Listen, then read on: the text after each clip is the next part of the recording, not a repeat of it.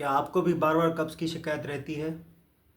पाख़ाना आपको बिल्कुल सही तरह से नहीं आता या 3-3 दिन तक वॉशरूम जाने की ज़रूरत नहीं पड़ती, तो आप में किसी विटामिन की या किसी मिनरल की कमी भी हो सकती है। अस्सलाम वालेकुम, मेरा नाम डॉक्टर दानियाल है और मैं एज़ ए इंटरनल मेडिसिन में अपनी प्रैक्टिस करता हूँ। आज जिस बात पे मैं डिस्कस करना चाहता हूँ वो बहुत ही कॉमन प्रॉब्लम है, आजकल सब में पाया जाता है, जिसको हम बोलते हैं कब्ज़, कॉन्स्टिपेशन।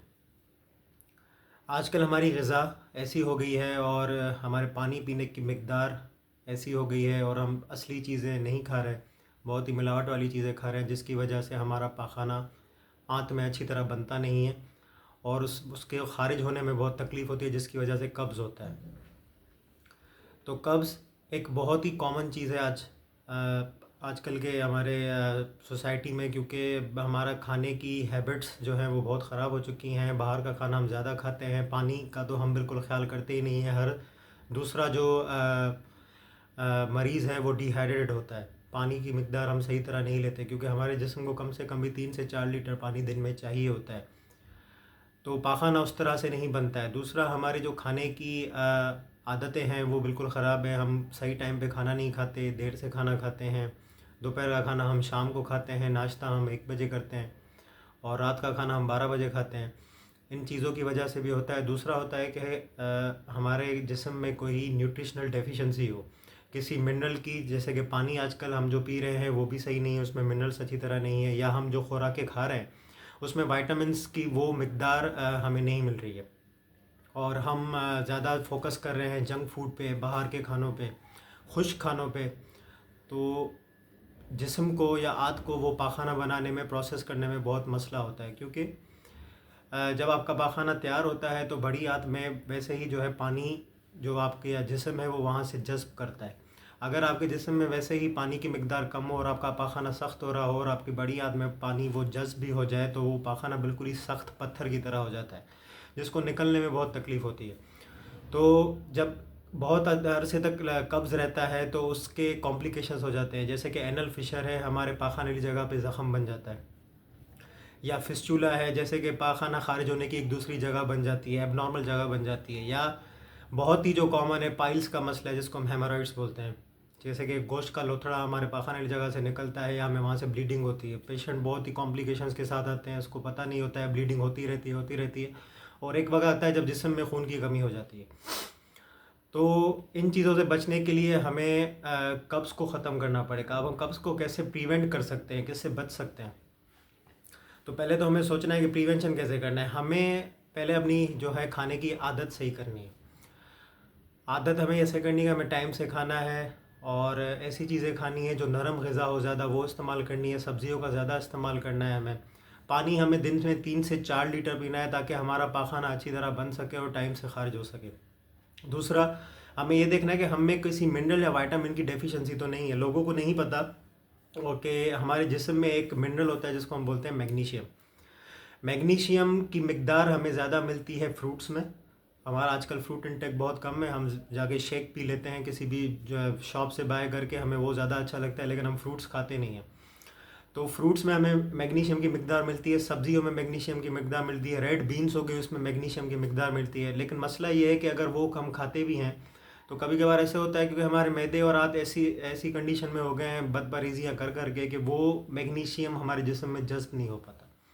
अब मैग्नीशियम जब जज़्ब नहीं हो पाता, जब जब एक मैग्नीशियम की कमी हो जाती है, तो उससे क्या होता है कि कब्ज़ रहती है, क्योंकि मैग्नीशियम का रोल होता है वो पाख़ाने को नरम करता है और नरम करके ख़ारिज करने में मदद देता है। जब हमारे जिस्म में मैग्नीशियम की कमी हो जाती है तो हमें एक सीवियर कॉन्स्टिपेशन हो जाती है, सीवियर कब्ज़ हो जाता है, जिसमें एक पत्थर नुमा पाख़ाना निकलता है, जो कि निकलने के वक्त भी बहुत तकलीफ़ करता है, बहुत मुश्किल से निकलता है और वो वहाँ पे ज़ख़म या पाइल्स बना देता है। तो लोगों को बिल्कुल भी नहीं पता मैग्नीशियम के बारे में। लोग कैल्शियम की सप्लीमेंट्स लेते हैं, दूध पीते हैं, कहते हैं कि हमें कैल्शियम की कमी है। आपको ये पता होना चाहिए कि कैल्शियम को जिस्म में जज़्ब होने के लिए मैग्नीशियम की ज़रूरत पड़ती है। मैग्नीशियम समझ ले कि ताले की चाबी है, वो ताला जब तक नहीं, आप चाबी नहीं होगी तो ताला नहीं खुलेगा, कैल्शियम अंदर नहीं जाएगा। मैग्नीशियम नहीं है जिस्म में, कैल्शियम आपका जज़्ब नहीं होगा। मैग्नीशियम की बहुत ज़्यादा इंपॉर्टेंस है हमारी मेडिकल साइंस में और मैग्नीशियम की हमारे जिस्म में बहुत ज़्यादा ज़रूरत है। मिनरल्स बहुत ज़्यादा ज़रूरी है हमारे बॉडी के लिए। तो पहले तो हमें कोशिश करनी चाहिए कि हम नेचुरल सोर्सेज से मैग्नीशियम लें, जैसे कि फ्रूट का ज़्यादा इस्तेमाल करना, रेड बीन्स का इस्तेमाल करना, उसके अलावा जो है हम सब्जियों का ज़्यादा इस्तेमाल करके मैग्नीशियम ले सकते हैं। अगर ना हो तो हम बाहर से सप्लीमेंट्स भी ले सकते हैं, बहुत से आपको मल्टीविटामिन्स की सूरत में या किसी कैप्सूल्स की सूरत में मैग्नीशियम मिलता है। मैग्नीशियम वहाँ से ले, आपका कब्ज़ का मसला हल हो जाएगा। लेकिन इसका मतलब ये नहीं कि आप मैग्नीशियम लें और अपनी आदतें खाने की ख़राब रखें और पानी भी इस्तेमाल ना करें, वो आपको बिल्कुल सही करनी पड़ेगी। दूसरा कि फ़ाइबर हम बिल्कुल नहीं लेते। फ़ाइबर हमें सब्जियों में मिलता है, फ्रूट्स में मिलता है। फ्रूट में हम कोशिश करते हैं कि हम सेब की खाल उतार के खा लें, आप खाल के साथ सेब खाएं, क्योंकि उसकी खाल में फ़ाइबर है। आप किन्नू को बिल्कुल छील लेते हैं, सफ़ेदी उसकी हटा देते हैं, वो फ़ाइबर आपके लिए ज़रूरी है, वो आपका पाखाना नरम करता है, वो आप खाएँ उसके साथ। तो ये सारी चीज़ें आपको मैग्नीशियम के बारे में आज इस वीडियो में मुझे नॉलेज देनी थी कि मैग्नीशियम की अगर आपके जिस्म में कमी है तो आपको सीवियर कॉन्स्टिपेशन होगी। वो आपकी ना पानी पीने से ख़त्म होगी, ना आपके फाइबर लेने से ख़त्म होगी, वो किसी चीज़ से ख़त्म नहीं होगी जब तक आप मैग्नीशियम रिप्लेस नहीं करेंगे। वो आप किसी नेचुरल सोर्सेज से ले लें या सप्लीमेंट ले लें बाहर से, ताकि मैग्नीशियम की लेवल आपकी बॉडी में सही होनी चाहिए। आप जाके किसी लेबॉरेटरी से मैग्नीशियम लेवल्स भी अपनी बॉडी के करवा सकते हैं। अगर मैग्नीशियम आप डेफिशिएंट है तो आपको सीवियर कॉन्स्टिपेशन होगी, पत्थर नुमा पाखाना बनता है, जो कि कॉम्प्लिकेशंस करवा के पाइल्स या एनल फिशर करवा देता है।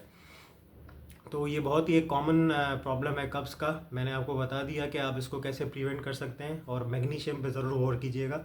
लोगों को मैग्नीशियम के बारे में बिल्कुल भी नहीं पता, वो सिर्फ कैल्शियम की सप्लीमेंट्स लेते हैं और समझते हैं कि हमारी ज़रूरतें पूरी हो रही है। तो कोशिश करके अगर आप मैग्नीशियम नहीं ले सकते नेचुरल सोर्सेज से, तो उसकी सप्लीमेंट्स लें। इंशाल्लाह सीवियर कॉन्स्टिपेशन का आपका मसला हल हो जाएगा। और उसके साथ अपनी आदतें खाने की सही करें, पानी ज़्यादा से ज़्यादा पिएँ, फाइबर लें, तो कब्ज़ का मसला हल हो जाएगा। क्योंकि अगर ये टाइम से ना हुआ तो फिर कॉम्प्लिकेशंस में आपके hemorrhoids, anal fissure, anal fistula और खून की कमी आगे जाके हो सकती है, और आपको ऑपरेशन की भी और सर्जरीज़ की भी नीड पड़ सकती है। तो उम्मीद है कि आपको ये बहुत अच्छी लगी होगी वीडियो। अपना बहुत ज़्यादा ख्याल रखें। रमज़ान मुबारक सबको।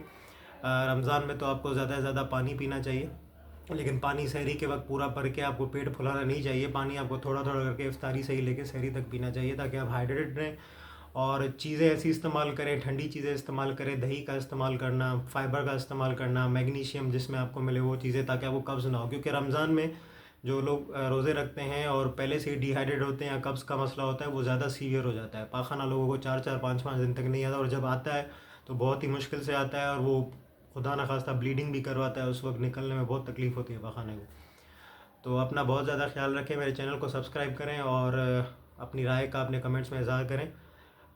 दुआओं में याद रखें। बहुत ही एक रहमत भरा महीना है।